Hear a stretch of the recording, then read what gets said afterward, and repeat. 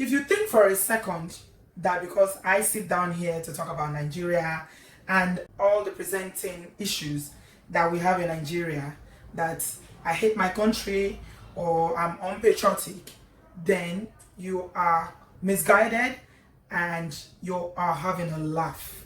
You are seriously having a laugh.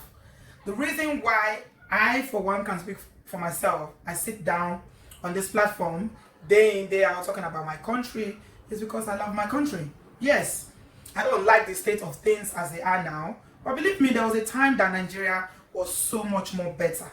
And we blame the politicians for what they've turned Nigeria into because of their greed and just stealing and robbing the country blue-black. But it doesn't mean that because I sit down here to talk about Nigeria and all the problems that we have in Nigeria, that I don't love my country or I'm unpatriotic. So before you come here and start throwing shade about how, this argument is weak, this argument is whatever, then you better think again. Everyone migrates. It's not only Nigerians that go abroad. If your own country, you come from Africa and your own country is so good, why are you in Obodo Oyinbo? Why are you not in your country? So don't bring it. It's not only Nigerians that travel. Other African countries, everywhere in the world, Europeans travel to live in Africa. Americans travel to live in Africa and every other part of the world. So let's just get that straight and out of the way.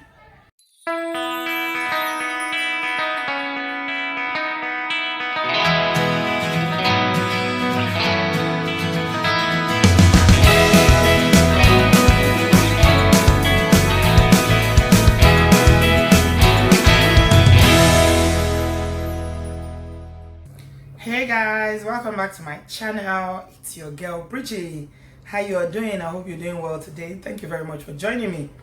So this morning I put a post in my community page where I said I was going to be shedding more lights about this FBI fraud list that was released about Nigerians, 80 Nigerians that are indicted in this FBI investigation for fraud. So yesterday, a Nigerian who lives in the US got in touch with me and said, "Sis Bridgie, I'm a subscriber on your YouTube channel and I watch your videos," which makes a lot of sense. But your last video I watched regarding the 80 Nigerians listed by the FBI, there is a missing link, which no one is asking questions about. I live in the US, by the way, and it would be nice if you could provide me a number to reach you on. Let's have a discussion about this. And then I went on to ask him, what missing link? What are you talking about? What is the missing link? What was not included? And he said, he said to me that 8 out of the 14 guys arraigned are people that he knows personally. And he is in a position to share more light on this issue when we talk. So, being the curious and open-minded person I am, because usually when people contact me and say, oh, they want my number, I'm not so quick to give out my number. And on this occasion, I actually thought it's okay, one of these Yahoo boy supporters is the one who wants to convince me on why we shouldn't be putting sort of stories out there. It's happened before. I've done stories about Yahoo boys, and the guy who actually is in prison now, I don't know how he found a way to get to the internet. I don't know, maybe they have internet on British jails. Actually sent me a message from prison threatening heaven and earth that, I did a story about him and all that, but I consider that one of the hazards of this occupation, so I'm not worried about that. Apparently, Nigerian government is reporting that 80 Nigerians have been arrested, which is false information. It's 14 people that have been arrested in the US, and this guy is saying that out of the 14 people that are arrested, he knows 8 of them. Now, this is what the FBI said when that information came out, when the breaking news came out. This is what the FBI told us. According to the FBI, these are just some of the defendants involved in what they describe as the largest online fraud scheme in the country that had worldwide implications. Victims in Colombia, China, the Caribbean, Germany, Japan, Mexico, the United Arab Emirates, and the United Kingdom. Based in Nigeria, the FBI says this crime ring also was able to hit 1,000 people who live in Los Angeles. And so, as you can see, it says based in Nigeria. This is the information. And then they went ahead to release the list of these 80 people, some of whom are in the US, and then some of these guys are in Nigeria. Now, what the FBI did not tell us is the fact that in this indictment, there are other people from other nationalities who are actually Americans involved in this big fraud, scandal. They never revealed that they are Americans. They just said, oh, Nigerians, and then the list of the names is out there. Now, you guys know me. If you've been on this platform long enough, you know I'm not one, for covering up or not taking responsibility. If my country people do something that is wrong, I will put it out there, because we are looking for change, and if we are demanding for change, part of the change process is taking responsibility. So I'm not afraid of taking responsibility for whatever it is that is wrong, whether it's done by a Nigerian or not. I mostly talk about issues that affect Nigerians or Africans in general. So I'm not covering up for anybody, neither am I shielding anybody. But the problem is, there are some things that the Western media would not tell people. Now, let's backtrack a bit. The media is a very, very powerful tool. Very, very powerful. Media shapes our thinking. Media shapes our way of life, whether you know it, whether we believe it or not. The things that we consume, the things that we run away from. There are so many aspects of our lives that are shaped by what we see or hear from the media. Now, this big news happened. The biggest FBI fraud or, scandal happened.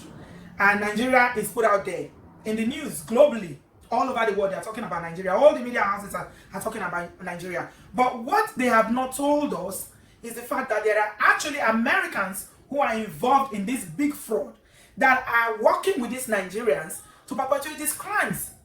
So this guy said to me that he is an insider because he actually works in one of the government establishments when they were arrested, where they were kept. And he said to me that two of those guys, Valentine Iro and Chima Ibokwe, he actually has contact with them. He knows 8 of them, and then he had contact with them after they were arrested, and he spoke to them.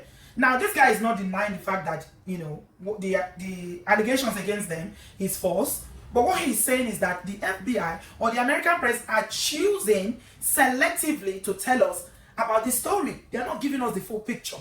So they are telling us about the Nigerians. What about the Americans that are involved? Apparently, from what my source is telling me, is actually the American that the FBI were monitoring, not these guys. The American was the one that was under investigation. So they were monitoring him. So it was when he was arrested that, they were looking through his computers, his phones and everything, and they got to know about these Nigerian guys. And guess what? Most of these guys that their names have been released, according to my source, especially the ones that are based in Nigeria, some of them are not even aware. Some of them are not even aware, yes, their names are, they are far back in Owerri and some interior places in the east that they don't even know what is happening here. And the guy was telling me that it was through Facebook. So some of you that put all your life on Facebook, not only for crime, that everything is about Facebook. Facebook, if you breathe and cough, you put it on Facebook. Anything you do is Facebook. Be taking notes now, be taking lessons. So when these Nigerian guys were arrested because of this American who was the one that was actually helping them to get the money was being paid in his account, and he was the one that was doing the laundry for them. Because somebody asked a very valid question and said, how are these guys, Nigerians, all of them Nigerians, able to pull off this kind of massive, how many $billion, 46 billion or how many $1 billion fraud without the involvement of the host of people who are in the host country? How is it possible? They have bank accounts, and some of these guys, or majority of these guys that have been arrested, this my source tells me, they are undocumented.